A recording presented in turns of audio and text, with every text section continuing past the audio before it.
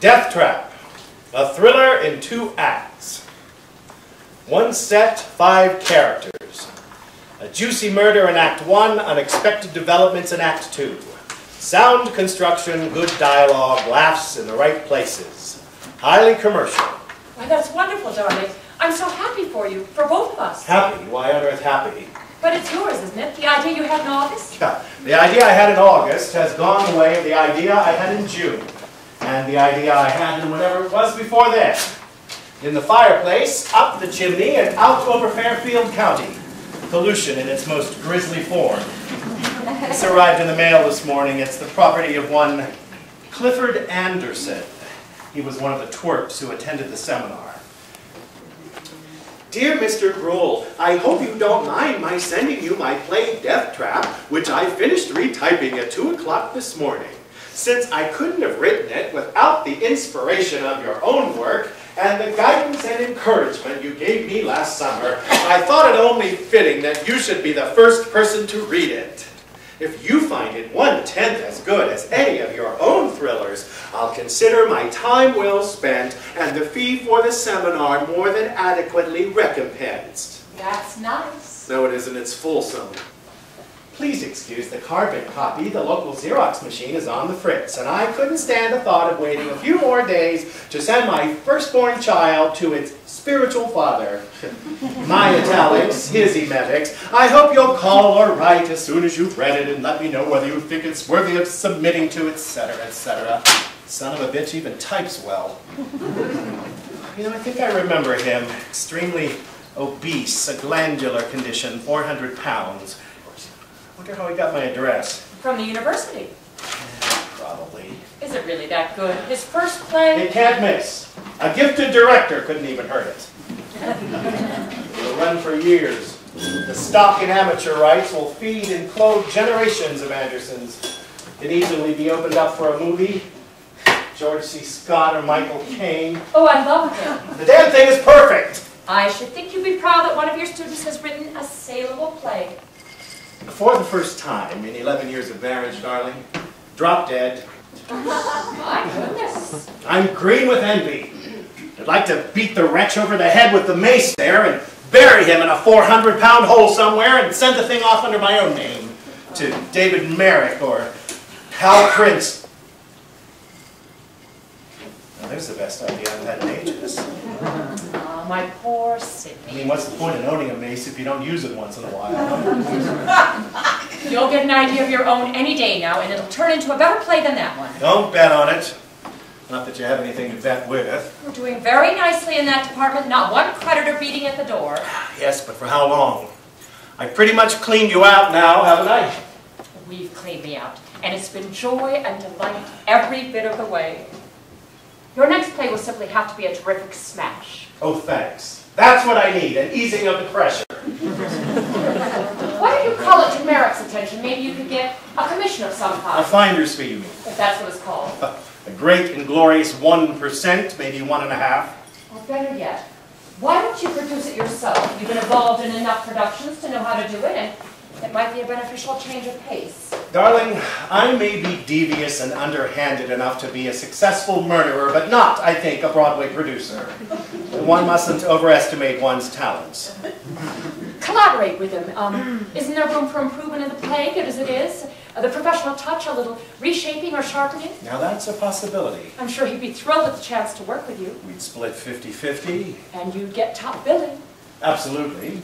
Reverse alphabetical order, dear boy. It's done all the time. On the basis of who you are. Sidney Four Flops Brule. Sidney, author of the Murder Game Rule. Yes, the Murder Game. You remember that one, don't you? It was back in the days of King Arthur, wasn't it? Not quite that long ago. 18 years, love. 18 years. Each one flying faster than the one before. Nothing recedes like success. That's a good one.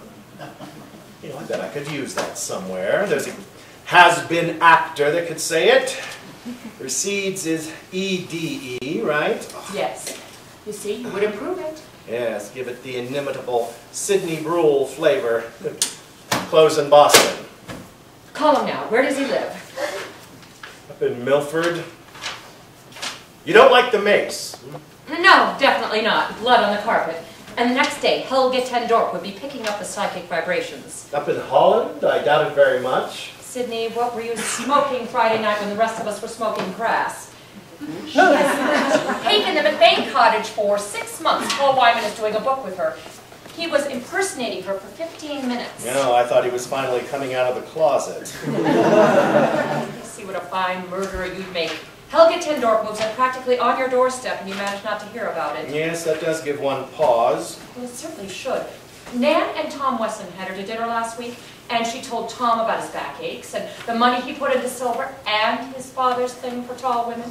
She warned Nan that their au pair girl was going to leave, which she did 2 days later, and she found a set of keys Nan lost in 1969. They were under the clothes dryer. She's in the McBain cottage. Right over yonder, picking up our blips on her radar this minute, most likely. Well, it seems as though Mr. Anderson has himself a collaborator. Not that I really believe in ESP. Well, the police in Europe seem to. That's half why she's here. She's supposed to be resting from pointing at murderers. Wait a minute, the fat one didn't stay the full week, and his name was Quinn or Quincy. Anderson. God, I hope he wasn't the one with the awful stammer. Easy way to find out. Yes. Well, this may be a 3-hour conversation.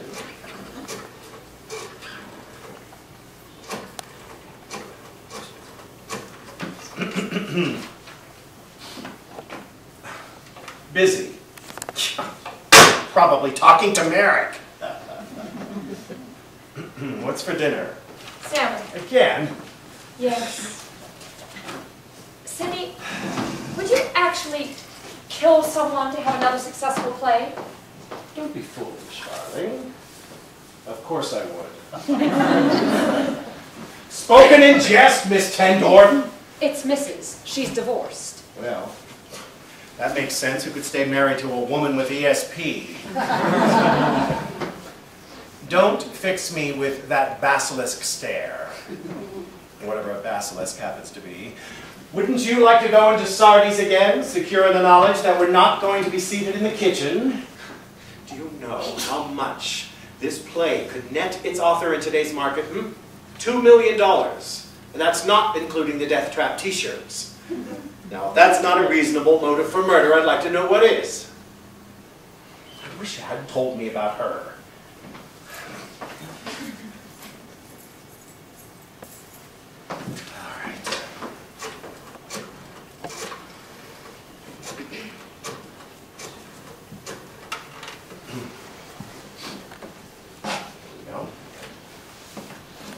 Hello, is this Clifford Anderson?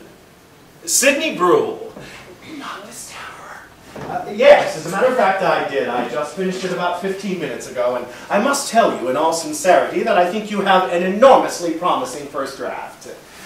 Yes, I was just saying to my wife Myra that if you give it the reshaping it needs and point it up here and there and work in some laughs, it can be right up there with Sleuth and The Murder Game and Dial M. Yes, it has the makings, as we say. Well, yes, I should think you would be. Oh, yes, I remember that feeling well. I thought The Murder Game was finished the first time around, and then someone with a good deal more experience in the theater took it in hand with me and revised it. Improved it tremendously, I don't mind admitting. George S. Kaufman. Well, he didn't take credit, though God knows I urged him to, because he was badly in debt at the time, and he didn't want it known that he had a share of the royalties. But look, I could be quite wrong about this thing. What kind of response have you had from other people? Oh, really? No one at all? How very flattering. But surely someone else has read it. Your friends, your wife, one of the people who were at the seminar. Aha.